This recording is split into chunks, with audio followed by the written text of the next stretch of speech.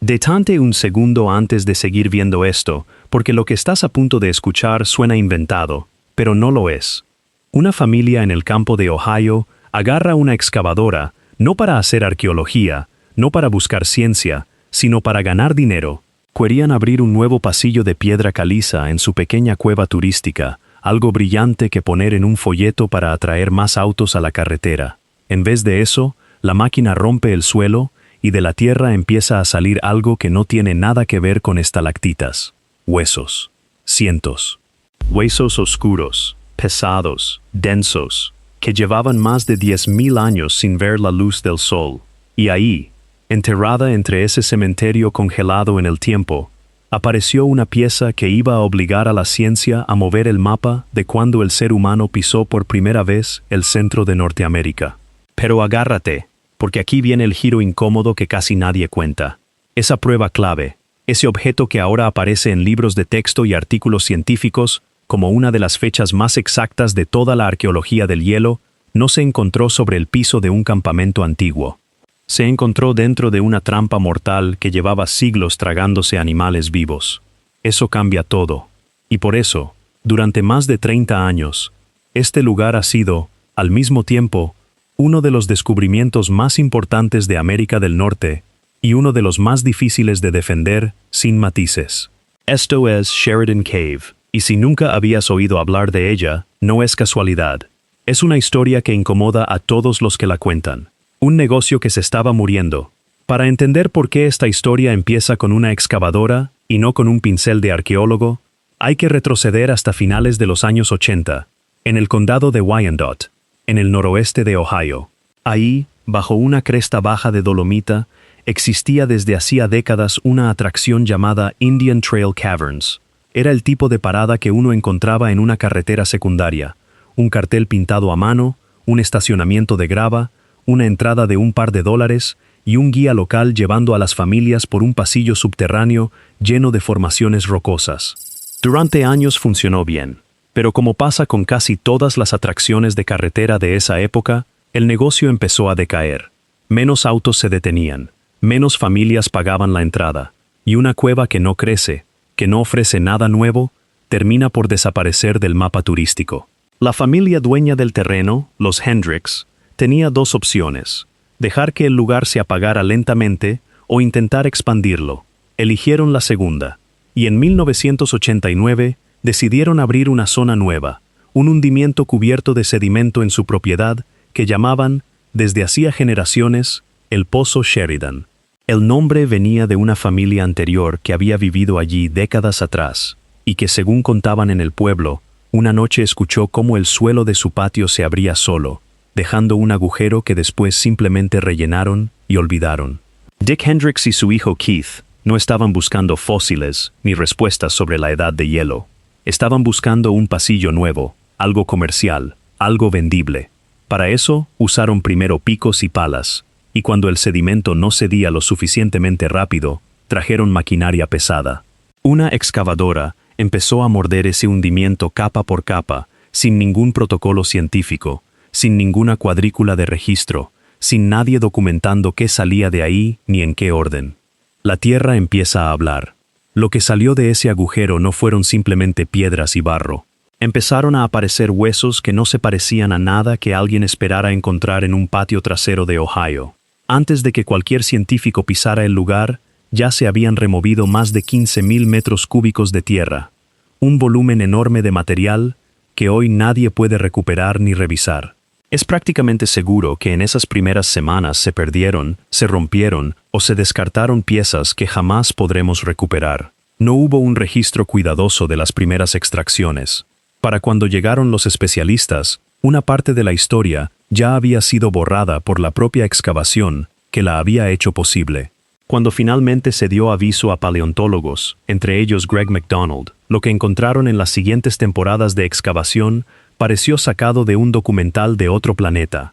Restos de un oso de cara corta, casi el doble de tamaño que un oso grizzly actual.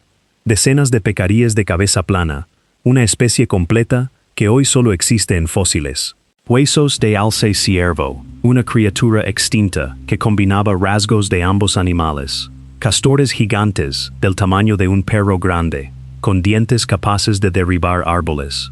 Especies boreales pequeñas, que hoy solo sobreviven mucho más al norte, en climas fríos, que ya no existen en esa parte de Ohio.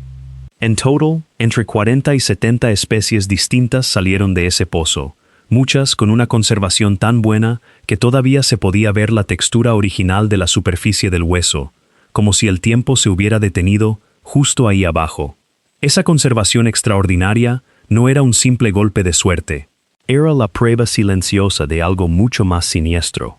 Aquel hundimiento no era solo una cueva, era una trampa natural, un embudo de más de 18 metros de ancho y 15 de profundidad, que, durante miles de años, había funcionado exactamente como funcionan los embudos, atrapando todo lo que caía dentro.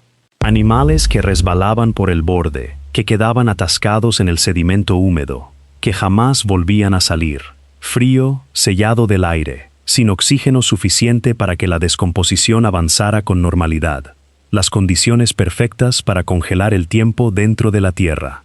Mucho antes de que un solo ser humano se asomara a ese borde, el pozo Sheridan ya era una máquina silenciosa de matar y conservar.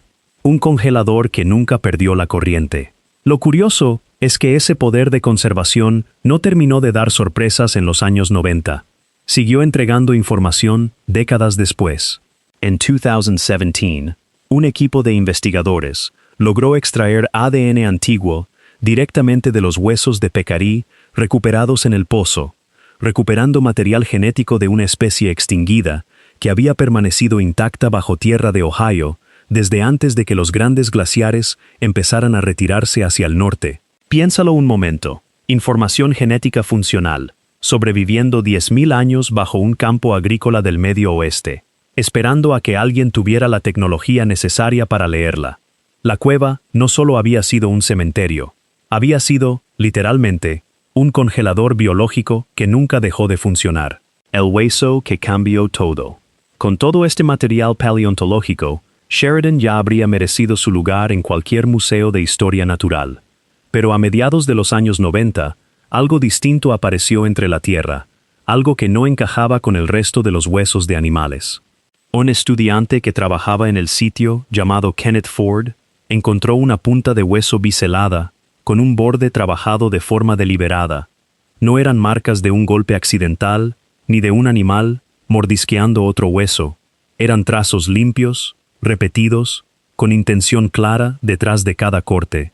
Alguien, hace miles de años, había tomado un hueso y lo había convertido en una herramienta. Ese único objeto cambió por completo la dirección de la excavación. Hasta ese momento, el sitio pertenecía casi exclusivamente al mundo de la paleontología, huesos de animales extintos, sin más. A partir de ese hallazgo, el proyecto pasó a manos de arqueólogos como Kenneth Tankersley, de la Universidad Estatal de Kent, y Brian Redmond, del Museo de Historia Natural de Cleveland, con financiamiento eventual de la Fundación Nacional de Ciencia de Estados Unidos. Ya no buscaban solo fauna de la edad de hielo, buscaban personas, de la máquina al pincel. El cambio de responsables trajo consigo un cambio total de método, y esa diferencia terminaría siendo la base de todo lo que vino después. La primera fase había sido una excavadora persiguiendo ganancias rápidas. La segunda fase fue exactamente lo contrario: cuadrículas marcadas con cuerda, unidades de 1 metro por 1 metro, niveles medidos con precisión milimétrica, manos enguantadas moviendo apenas centímetros de sedimento por sesión. Cada hueso era fotografiado exactamente donde había sido encontrado antes de tocarlo siquiera. Es el tipo de trabajo lento, aburrido, invisible para cualquier cámara de televisión, que nunca aparece en un titular llamativo.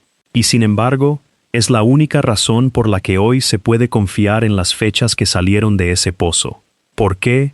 Una fecha puede valer más que un museo entero. Para entender por qué este sitio importa tanto dentro de la arqueología, hay que entender el debate en el que se metió sin buscarlo. Durante décadas, la teoría dominante sobre la llegada del ser humano a América fue el modelo llamado Clovis I, la idea de que una sola oleada de cazadores de grandes animales cruzó hacia el continente y se expandió con rapidez, dejando por todas partes un estilo particular de punta de piedra acanalada, conocido como Punta Clovis.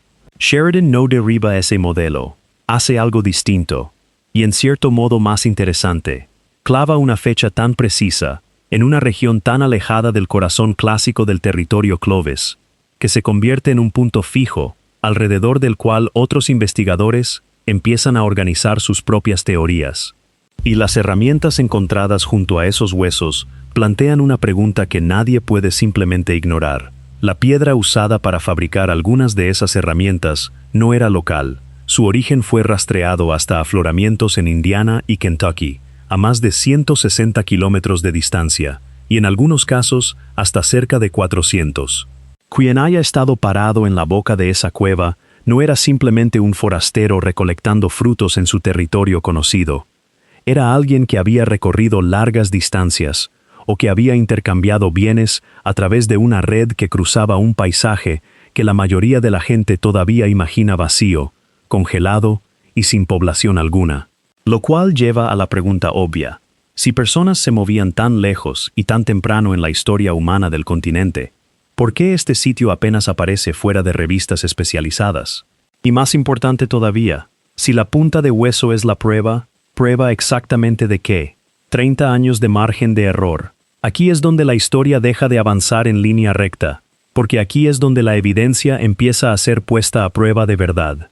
En 2009, un equipo dirigido por Michael Waters, trabajando junto a Thomas Stafford, Brian Redmond y Kenneth Tankersley, realizó una datación por radiocarbono, directamente sobre una de las puntas de hueso, no sobre carbón cercano, no sobre otro hueso de animal encontrado al lado, sino sobre la herramienta misma. El resultado: 10.915 años de radiocarbono antes del presente, con un margen de error de apenas 30 años. Traducido a años calendario, eso ubica el objeto hace unos 13.000 años, y ese margen de error es casi ridículamente estrecho para un objeto de esa antigüedad.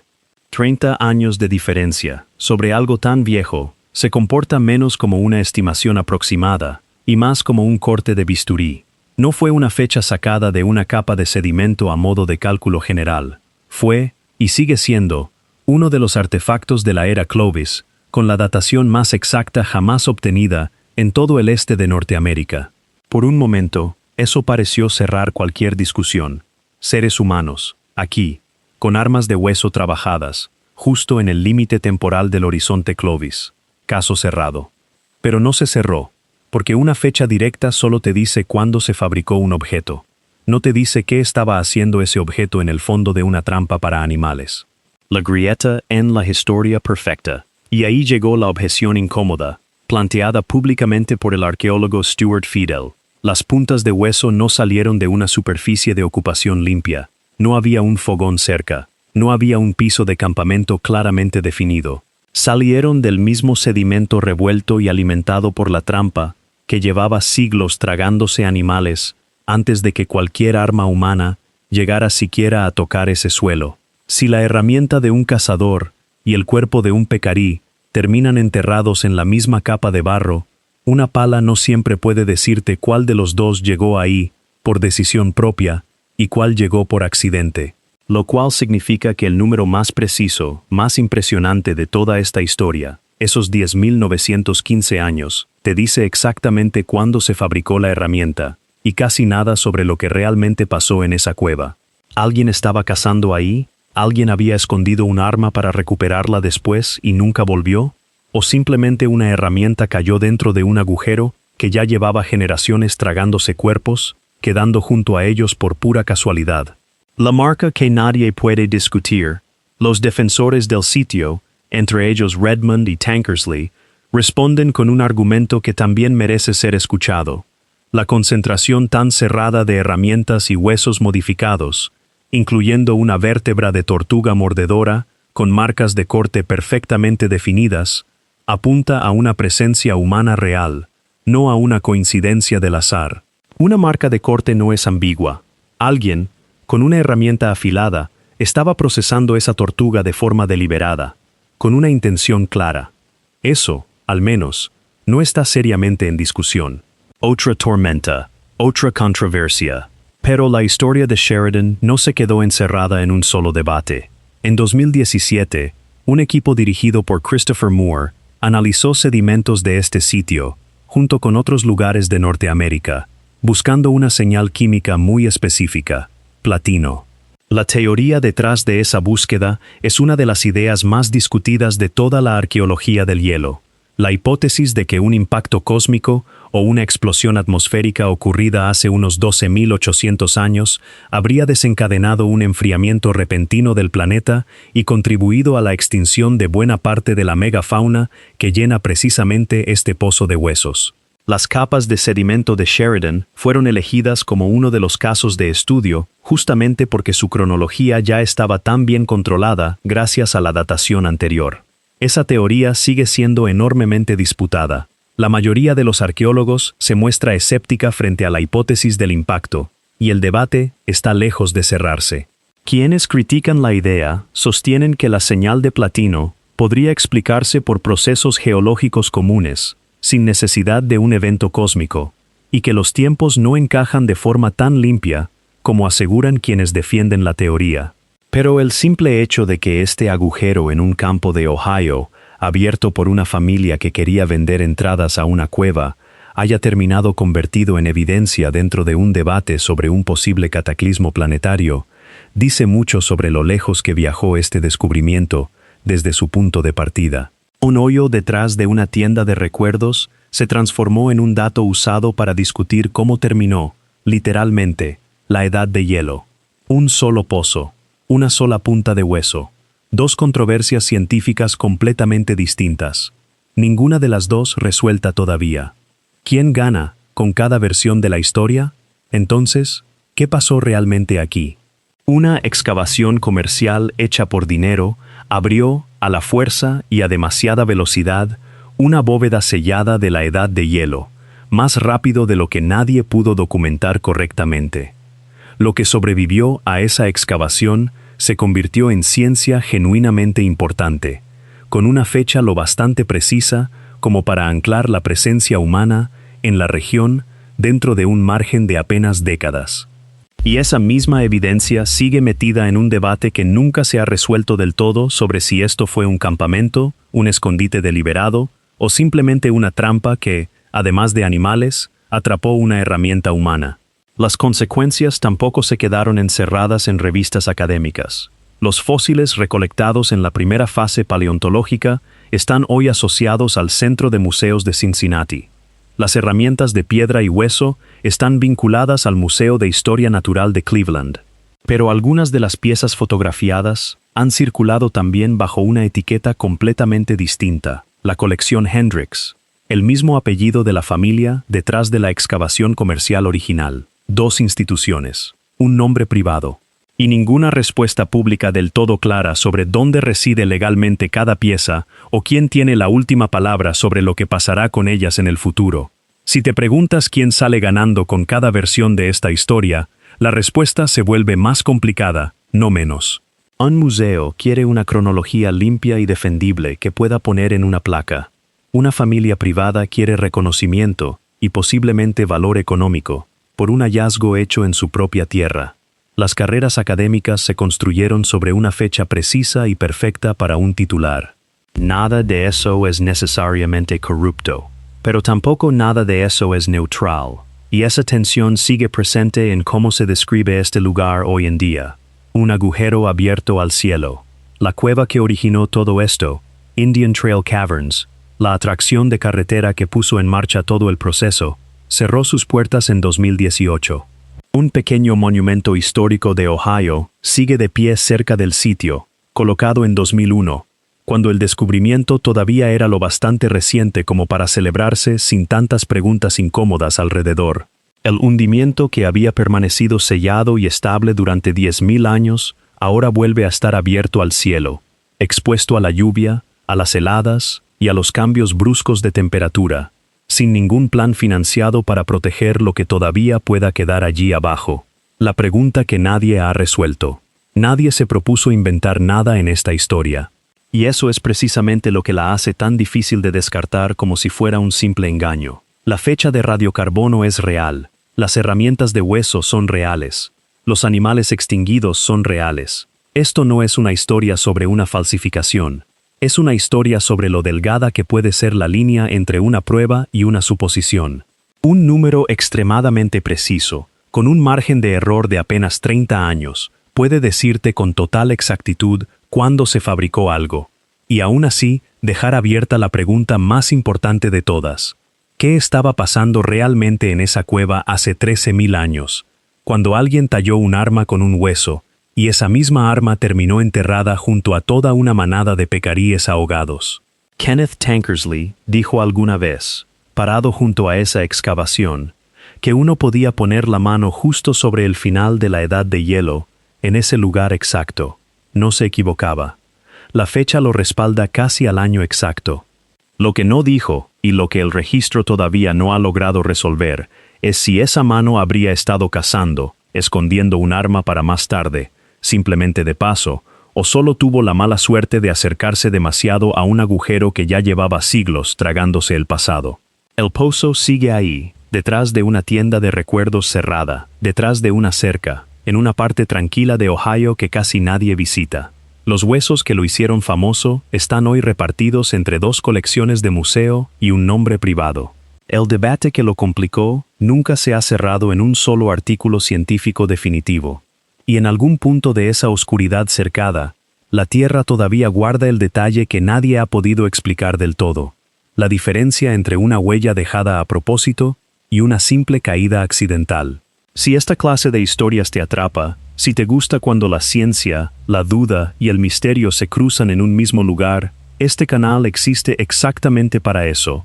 Cada semana desenterramos casos como este, descubrimientos reales, evidencia real, y las preguntas incómodas que casi nunca se cuentan en la versión corta de la historia. Suscríbete a Wise, activa la campana de notificaciones para no perderte el próximo caso, y déjame en los comentarios qué crees que pasó realmente en esa cueva hace 13.000 años. ¿Un cazador? ¿Un escondite? ¿O solo mala suerte? Nos vemos en el próximo video.